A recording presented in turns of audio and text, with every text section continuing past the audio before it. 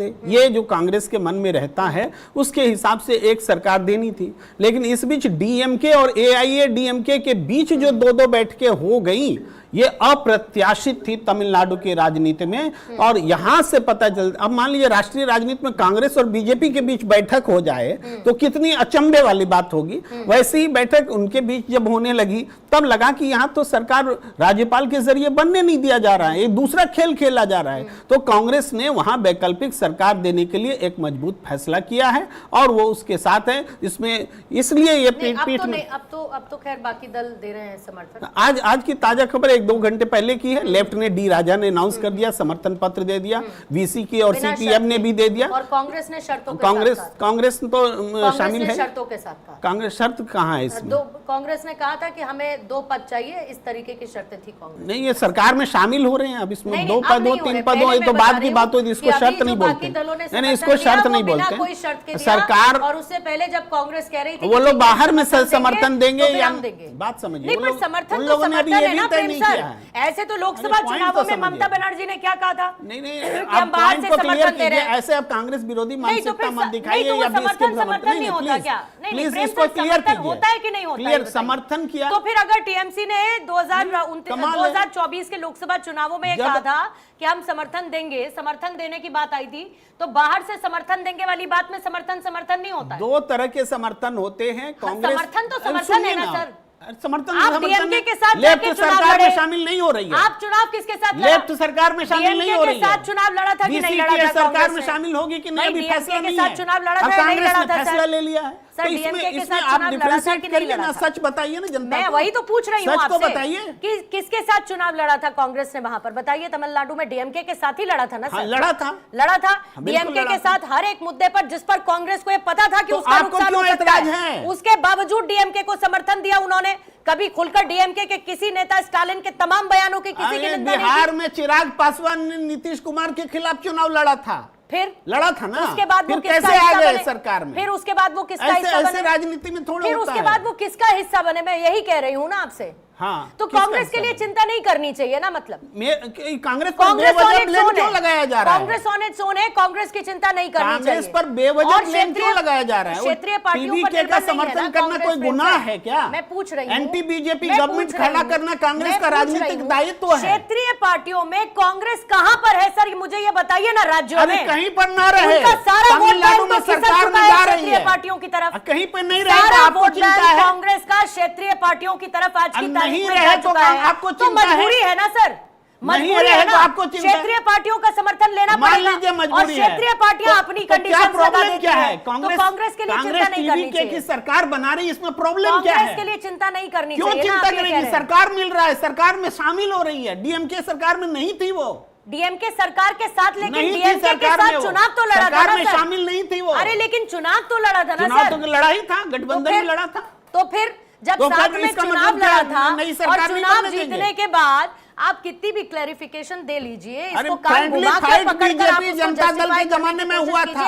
लेकिन सर ये तो तय है कि डीएमके के साथ चुनाव लड़ा कांग्रेस ने, लेकिन जैसे ही वहां पर डीएमके हारी और टीवीके ने कहा समर्थन दीजिए, तो कांग्रेस ने कहा हमारी शर्तें हैं, हम देने के लिए तैयार हैं। तो आम आदमी पार्टी को भी सरकार में समर्थन दिया था, जिसने कांग्रेस को सत्ता से हटाया, उसको भी उसने समर्थन दिया था। सच है कि आरोप लगे ना फिर? तो इसी वजह से तो कांग्रेस साफ हो गई दिल्ली से। जो भी वजह हो, ले मैं तो उदाहरण दे रहा हूँ ना। आम आदमी पार्टी जिसने सत्ता से हटाया कांग्रेस को, आइडियोलॉजी है क्या? छोड़ दीजिए। वो तो ये कह रहे हैं छोड़ दीजिए, आप कांग्रेस की चिंता ही मत करिए। ठीक है, नहीं करते हैं तो कांग्रेस अपनी चिंता स्वयं तो कर ले फिर। इसी को तो आप लोग लोकतंत्र की खूबसूरती कहते हैं ना, मजबूत विपक्ष कहते हैं। तो मजबूत विपक्ष दिखना चाहिए ना फिर सर। लॉजिक सब लीजिए, सारे उदाहरण रखिए, दिखना चाहिए ना मजबूत विपक्ष। केवल कांग्रेस पर हैमर और कोई देश में पार्टी नहीं है उसकी, वो गलतियां नहीं कर रही है, वो अनैतिक गठबंधन नहीं कर रहे हैं, वो अनैतिकता नहीं कर रहे हैं, लेकिन सारा जोर जो है कांग्रेस पर। अच्छा है, कांग्रेस पर कीजिए तो कांग्रेस पर चर्चा होगी। इसी के साथ बूस्टर डोज मिली है अबू जी को। अबू जी बोलिएगा। हेलो। हाँ अबू जी बोलिए। हाँ, सबसे पहले मैं समाजवादी पार्टी का जो प्रतिनिधि यहाँ है उनको एक नसीहत देना चाहता हूँ। किरणमय नंदा जी आपका वरिष्ठ नेता है, उनसे जाके पूछ लेना टीएमसी द्वारा बंगाल में किस तरह से हिंसा हुआ चाहे कांग्रेस के कार्यकर्ता हो, चाहे भारतीय जनता पार्टी का कार्यकर्ता हो, चाहे वामपंथी कार्यकर्ता हो, सबके ऊपर हमला हुआ। इसमें अगर हमला हुआ तो ये सच्चाई है। अगर ये मैं कहूं तो मैं भारतीय जनता पार्टी का भाषा नहीं कह रहा हूं, ये सच्चाई कह रहा हूं। उसके बाद भी राहुल गांधी जी जब संविधान लेके उत्तर प्रदेश में दौरा किया था, उसके बाद ही जो भी कामयाबी समाजवादी पार्टी को मिली वो राहुल गांधी के चलते ही मिली। और जो दलित समाज कभी भी समाजवादी पार्टी को वोट नहीं किया, वो सिर्फ और सिर्फ राहुल गांधी के लिए समाजवादी पार्टी में वोट दिया। तो मेरा कहना ये है, अखिलेश जी को बंगाल का सच्चाई समझना चाहिए। किरणमय नंदा जी के समय समाजवादी पार्टी का वेस्ट बंगाल सोशलिस्ट पार्टी इसका जवाब कटियार साहब आप जरूर देंगे, क्योंकि कटियार साहब कांग्रेस के मुताबिक जो उत्तर प्रदेश में आपको सफलता मिली वो राहुल गांधी की रैलियों के बाद ही मिली। अखिलेश कटियार साहब आप ही के पास आती हूँ, जवाब दे दीजिए जो अबू शर्मा साहब ने कहा, क्योंकि मुझे याद आता है कि उस वक्त कांग्रेस को जितनी सीटें चाहिए थी अखिलेश जी ने बहुत घुमाया सर, बहुत घुमाया, और उतनी सीटें नहीं दी जितने वो चाहते थे। अब अबू साहब कह रहे हैं राहुल जी रैलियां ना करते तो जो आपने हासिल किया, अर्जित किया, वो आप नहीं कर पाते। नहीं, ये विषय इस बात पे बात करने का नहीं है, लेकिन क्योंकि आपने बात उठा दी है तो हम आपको बताएं, चाहे राकेश राठौर हो सीतापुर के, चाहे उज्जवल रमन हो जो इलाहाबाद से, ये लोग जो कांग्रेस के सांसद हैं, और या जो 6 सांसद और जीत के आए, अबू साहब हमने तो सीट भी दी और प्रत्याशी भी दिया, सब सपा के लीडर थे। हमारे नेता का दिल बहुत बड़ा है और हम हमेशा इस बात का ध्यान रखते हैं कि अगर हम आपके साथ गठबंधन कर रहे हैं तो गठबंधन का धर्म भी निभाएं, और जहां पे आप कमजोर हैं तो हम आपके अपने पार्टी के नेताओं को हमने कांग्रेस के सिंबल पे संसद में भेजने का काम किया। लेकिन आज तो बात दूसरी है। हम तो बड़ी जल्दी निकल गए इस बात से कटियार साहब, आप ज्यादा देर तक बोलेंगे तो फिर ब्रेकिंग न्यूज मिल जाएगी, ज्यादा देर तक बोलेंगे तो समस्या हो जाएगी, इसीलिए बड़ी जल्दी निकल लिया आप इससे। लेकिन मैं एक बात जरूर कहना चाहता हूं पूर्णिमा जी, कि चाहे दिल्ली का चुनाव हो या पश्चिम बंगाल के चुनाव हो या कहीं और के चुनाव हो, आज बड़ी प्राथमिकता है कि जो देश को बांटने वाली ताकतें हैं, जो फांसीवादी ताकतें हैं, वो देश की सत्ता से जिनको बाहर रखना हमारी पहली प्राथमिकता है। अगर कांग्रेस दिल्ली में केजरीवाल साहब का समर्थन करती और दीदी के साथ होती तो शायद आज इस देश में इन दोनों राज्यों में परिणाम हम और बेहतर देख सकते। क्या बात कर रहे हैं आप? बंगाल का स्थिति आपको मालूम है? दीदी क्या घोटाला किया आपको मालूम है? क्या स्थिति में बंगाल को लाया आपको मालूम है? अखिलेश जी को मालूम है? जाके किरणमय नंदा जी से पूछिए ना, वो सच्चाई बताएंगे आपको। नहीं, मैं तो मुझे अबू जी की एक बात बड़ी अच्छी लगती है कटियार साहब की, जब भी बंगाल की बात आती है तो वो वहां क्योंकि भुक्तभोगी हैं, वो जानते हैं बंगाल की स्थिति, तो आप घुमाकर कितना भी दीदी को समर्थन दीजिए वो नहीं आएंगे साथ में। और ये एक बार नहीं, वो 10 बार ये बात साबित कर चुके हैं, वो नहीं आएंगे आप कितना दीदी को समर्थन दे लीजिए। राजनीति में छटपटाहट अच्छा है, लेकिन सही छटपटाहट होना चाहिए। अखिलेश जी को नसीहत दीजिए आप लोग, जो सही जगह पे रहे, गलत जगह पे छटपटाहट करने से उत्तर प्रदेश में भी नुकसान हो जाएगा। सतर्क कर दीजिए आपका नेताजी को। अरे आपके जितने विधायक नहीं थे महाराज, उससे ज्यादा कई गुना ज्यादा हमने सांसद दिए हैं यूपी से आपको, तो इसमें बात नहीं करते हैं। राहुल गांधी जी संविधान लेके घूमने के बाद जो दलित संप्रदाय, मैं 3 बार मुलायम सिंह जी से मिला हूं, तो आप हमको उत्तर प्रदेश का राजनीति जितना आप बंगाल जानते हो उससे ज्यादा मैं उत्तर प्रदेश का राजनीति जानता हूं। राहुल गांधी जी संविधान लेके बोलिए। आज तो जो शारदा चिट फंड में बीजेपी जिनके नाम के भ्रष्टाचार के पोस्टर छापती थी, बीजेपी उनको सीएम बना रही है। अभी मैं बोला, यही बात बोला, मैं यही बात बोला, लेकिन ममता बनर्जी जो किया ना,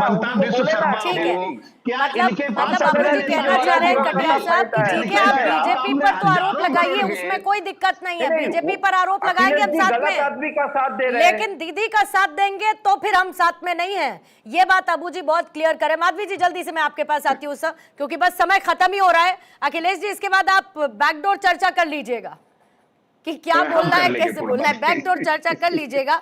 लेकिन माधवी जी, 2029 का देखिए, इसके बाद चुनाव है और बंगाल विजय को आपके लिए एक बहुत बड़े मोरल बूस्टर के तौर पर देखा जा रहा है। लेकिन साथ ही ये भी देखना होगा कि जब इंडिया अलायंस ये कहता रहा कि हम तो लोकसभा चुनावों के लिए हमने गठबंधन बनाया था, तो आगे 2029 का भी चुनाव है। क्या अगर ये बिखराव की स्थिति ऐसी ही बनी रही तो आपको लगता है कि बीजेपी इससे गेन करने की कोशिश करेगी? देखिए पूर्णिमा जी, सच्ची बात यह है कि कांग्रेस एक परजीवी पार्टी बन के रह गई है, वो दूसरों पे आश्रित रहती है। लेकिन समस्या ये है कि राहुल गांधी को जो है वो एक तरीके से अपने नेतागिरी बचानी है, उनको प्रधानमंत्री बनना है, और पारिवारिक पार्टी होने के कारण जो एक प्रेम है कांग्रेस का, वो किसी और को मौका भी नहीं देते हैं। अब यहाँ पे जो इनका गठबंधन है, समस्या ये बनती है कि गठबंधन का नेता कौन होगा। इस नेता बनने की जो दौड़ में और लड़ाई में ये एक दूसरे को टंडी मारते रहते हैं, और फिर क्या होता है, औंधे मुंह गिरते हैं ये जाके राज्यों में। अब जब राज्यों में आपके अंदर बिखराव है, आपके पास मुद्दे नहीं है, और मुद्दे होने के बाद भी आप लोगों का इंटेंशन जो है वो एक तरीके से लोगों के साथ में चालाकी करने का है, चिटिंगबाजी करने का है, तो सामने दिखता है। अब बंगाल के मुद्दे पर अगर बात की जाए तो आपको बताओ 2023 में भी कांग्रेस का एक कार्यकर्ता मारा गया, और अभी इलेक्शन में भी एक कांग्रेस का कार्यकर्ता मारा गया। लेकिन क्या राहुल गांधी ने एक बार भी आकर उस कार्यकर्ता के घर में किसी से मिलने की सोची, या एक बार भी खड़े हुए? मैं बार बार राहुल गांधी ने टीएमसी पर आरोप तो लगाया कि टीएमसी ने, ममता बनर्जी ने राहुल गांधी जी बंगाल में सरकार ठीक से नहीं चलाई। पूर्णिमा जी, राहुल गांधी जी ओकेजनली राजनीति करते हैं, मुद्दों पर अपनी बात करते हैं और सदन से बाहर निकल जाते हैं। उनको कोई फर्क नहीं पड़ता कि उसका प्रभाव क्या पड़ा और उसका जवाब क्या आया, उत्तर क्या आया। तो ये पूरा देश देख रहा है भाई, आप लोग गठबंधन करेंगे, लेकिन अगर जनता के मुद्दे पर लोग गठबंधन करेंगे तो जनता आपको स्वीकार नहीं करेगी। मिला था क्या? स्वीकार नहीं करेगी जनता आपको। आप लोगों के गठबंधन के अंदर में जो दरारें हैं, महिला है माधवी जी। ठीक है, ठीक है, मैं एक क्लोजिंग कमेंट अनुराग जी से लेना चाहती हूँ। ठीक है माधवी जी, रोकूंगी, अबू जी प्लीज रुकेगा। अनुराग सर, जो बात मैं कह रही थी शुरू में, वो अभी अभी अबू जी ने और कटियार साहब ने लाइव में प्रूफ कर दी। विचारधारा जिसकी मैं बात कर रही थी, अभी वही आइडियोलॉजिकल डिफरेंसेस दोनों के बीच में भले ही सिर्फ बंगाल सेंट्रिक नजर आए, पर आए। देखिए पूर्णिमा जी, सबसे पहली बात तो राजनीति में अब कोई आइडियोलॉजी वैसे भी नहीं रह गई है। मतलब अब आइडियोलॉजी की बात करना तो हम लोगों के लिए खुद ही टाइम वेस्ट से ज़्यादा कुछ नहीं होगा। वो हमने देख लिया ना इस चुनाव में, कहाँ कौन सा मतलब इंडिया अलायंस बना है, केंद्र में जी बना है, फलाने टॉपिक फलाने बिल पे बन गया, स्टेट में नहीं बना। वहाँ राहुल गांधी जा रहे हैं, वो ममता बनर्जी के अगेंस्ट कैंपेन कर रहे हैं, वहाँ पे केंद्र में आके वो लोग साथ बैठ जाते हैं। आइडियोलॉजी है कहाँ? आप वहाँ पे आपने जिनके खिलाफ चुनाव लड़े उन्हीं को सपोर्ट कर रहे हैं तमिलनाडु में, आपके पास आइडियोलॉजी। ये सबसे बड़ी प्रॉब्लम ये हो गई है कि विपक्ष को आज ये पता ही नहीं कि उसे करना क्या है। ये आइडियोलॉजी से भी ज्यादा बड़ी समस्या विपक्ष की ये है कि हमें यही नहीं पता हमें करना क्या है, तो वही प्रॉब्लम हो रही है। ठीक है, और सवाल सिर्फ एक चुनावी हार का नहीं है, बल्कि सवाल विपक्ष और विपक्ष के कलेक्टिव साथ खड़े होने के भविष्य का भी है। जाहिर है कि उसकी तस्वीर धीमे धीमे साफ हो पाएगी, लेकिन फिलहाल तो यही कहा जा रहा है हम साथ साथ हैं, लेकिन कोई ये नहीं बता रहा कि कितने दूर कितने पास। बहुत बहुत शुक्रिया माधवी जी आपका, अनुराग जी आपका, प्रेम सर आपका भी बहुत धन्यवाद, अखिलेश कटियार साहब, अबू शर्मा जी धन्यवाद आपका दहाड़ की चर्चा में शामिल होने के लिए। वक्त एक छोटे से ब्रेक का है, आप बने रहिए भारत 24 के साथ।